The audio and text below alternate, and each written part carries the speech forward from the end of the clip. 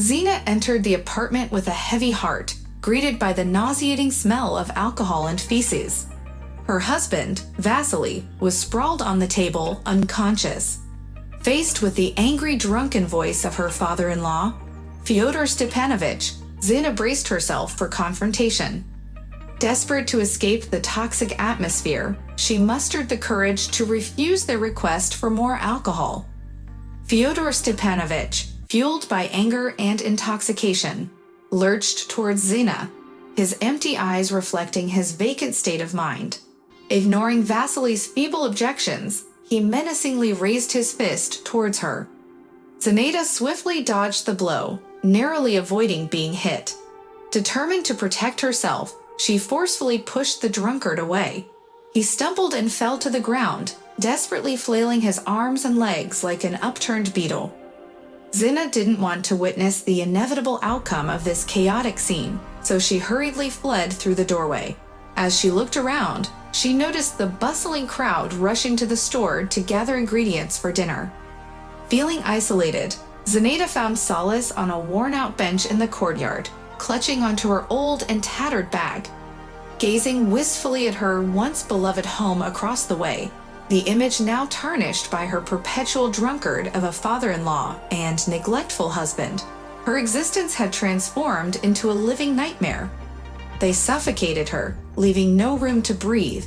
The very thought of returning to that house filled her with dread and despair, especially with the impending weekend ahead. Reflecting deeply, Zinaida wondered to herself, was this house ever truly my sanctuary? Perhaps not. She married Vasily out of deep love. He appeared to be a kind and decent man who was skilled with his hands, whether it was nailing, fixing, or screwing. As she focused on her studies and building her career, she didn't notice how time had flown by, and she was already 30 with no family or children. "You, Zinotchka, will be my rock," Vasily promised, embracing his bride. Even though Vasily sometimes showed up to their dates with an alcohol smell, Zina wasn't bothered. "It's just my father's way of giving me courage before I leave," he explained to her disapprovingly. Zina found solace in thinking, "He must love me so much that he gets nervous before every date," which reassured not only herself, but also her mother and older sister, Lena. "Daughter, that's not being nervous, it's disrespect towards you and all of us." Zina's mother expressed her indignation when Vasily and his father arrived to meet the bride's family, clearly under the influence. However, Vasily's mother assured Zina's family, "Oh no, they were just nervous. They only drink like this on special occasions." After Zina married Vasily and moved in with him and his parents, she soon realized that these special occasions were quite frequent in their family. Initially, both father and son would indulge in drinking on weekends, from Friday to Sunday. Over the weekend, Zina and her mother-in-law spent their time cooking for the two drunken men. Her mother-in-law insisted that they couldn't ignore serving appetizers, fearing that the men would get completely intoxicated. Zina sensed that Varvara Petrovna believed this was the norm. As the weekend ended, Monday and the rest of the week merged seamlessly. Vasily lost his job due to excessive absences, and Zina had to find a part-time job to fill in for the office cleaner who had quit. She had to assertively claim the position for herself. During a meeting with the personnel inspector, Zina was asked if she needed anything since she had a decent salary. On the spot, she blurted out, "My mother-in-law needs treatment," without giving it much thought. Zina fought for her husband because she loved him. She tried to convince him to leave and rent an apartment, but he always insisted that he couldn't abandon his parents. Now, Zina realized that Vasily was content with such a life. A year ago, Varvara Petrovna passed away. Zina went to work and returned to find her mother-in-law gone. Instead, two intoxicated men sat at the table, completely unaware of what had transpired. Zina wanted to escape from them, as her love for her husband had vanished. However, there was nowhere for her to go. She felt ashamed in front of her mother and sister, as they had strongly objected to her marrying Vasily 4 years ago, resulting in a major fight. Zina stayed in touch with her family, but never revealed the reality of her current living situation. She never visited them. Looking at her old, worn-out shoes, remnants of her prior life's luxury, Zina wondered, where can I go dressed like this? Grandma, can you tell me where Reliva 17 is? A young woman asked Zenaida. Zenaida, at 35 years old, couldn't help but think about how she was already being called grandmother. She raised her head and recognized something familiar in the woman's voice. In the dim light, it was hard to see clearly, but there was something about her figure and voice. Zenaida hesitantly and with surprise asked, Lenka, is that you? The woman seemed taken aback by the surprise, but quickly made her way towards Zenaida.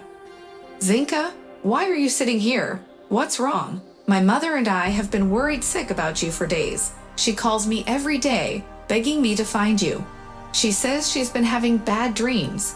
I guess there was a reason for it, Lena said, looking at her sister with concern and understanding. Zenaida burst into tears and began to tell Lena about the struggles she had endured for the past 4 years. She spoke of how she never had time for herself and how she had spent her entire salary on feeding 2 drunken men. Today, she had finally reached her breaking point. You know, Len, I was actually going to call you, but it seems like you felt it, Zenaida cried, leaning into her sister's shoulder. Come on, let's get you ready. We're going to my place. I'll call a cab. It's getting dark, Lena said decisively, sitting down next to Zenaida and pulling her closer.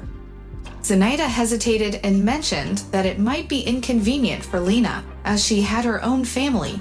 She suggested going to their mom's instead, but Lena frowned stubbornly and shook her head.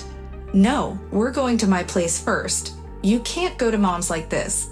Besides, it's just Alyanka at home right now, and she's staying with her mother tonight. Nikita is away on a business trip for a week, Lena explained, smiling warmly as she guided Zenaida towards the taxi with its illuminated sign. Zenaida couldn't help but recall the sorry state of her worn-out bag and old shoes, reminding herself of how she resembled an elderly woman. She agreed with her sister, acknowledging that they shouldn't scare their mom like that. Finally arriving at Lena's house, Zenaida caught a glimpse of their reflections in the hallway mirror. It was apparent that Lena looked considerably younger than her, despite being a year older. Zenaida couldn't help but find this comparison unpleasant.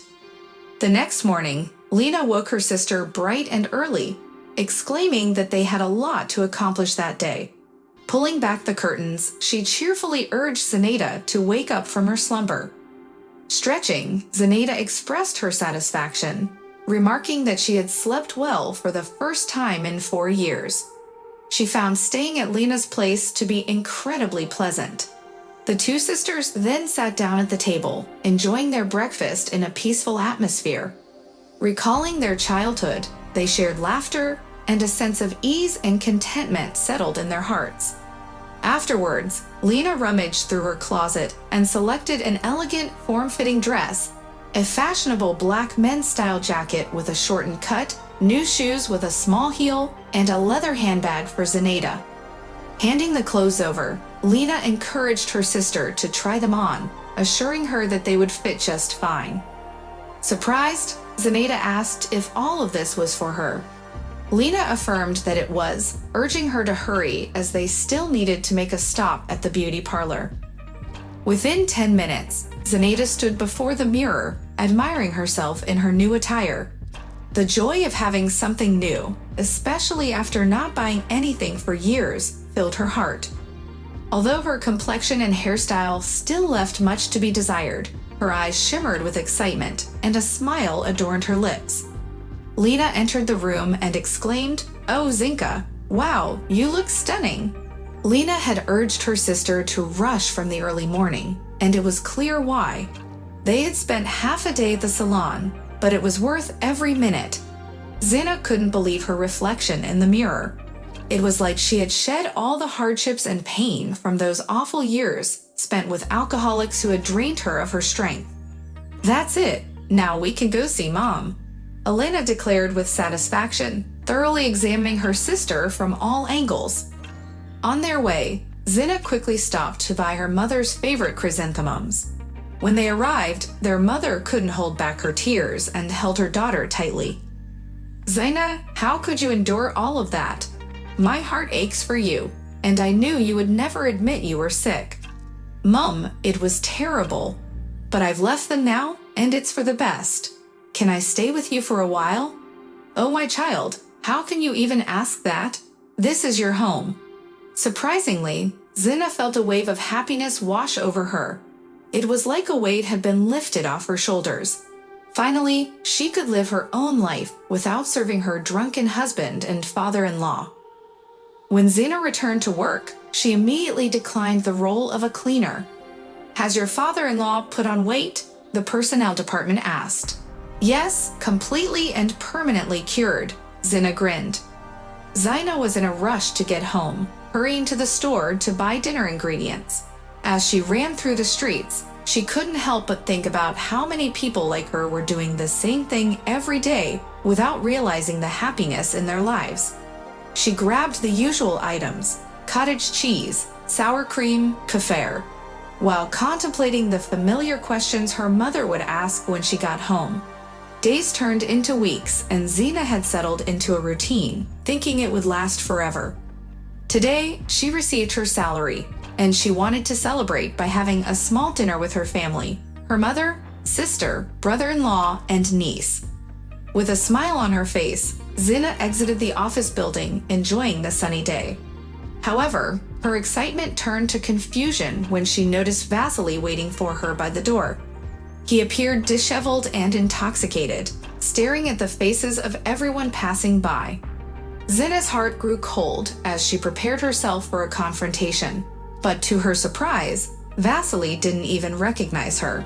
She walked past him with confidence and a scent of her new perfume, relieved that she wasn't going to have an encounter with him.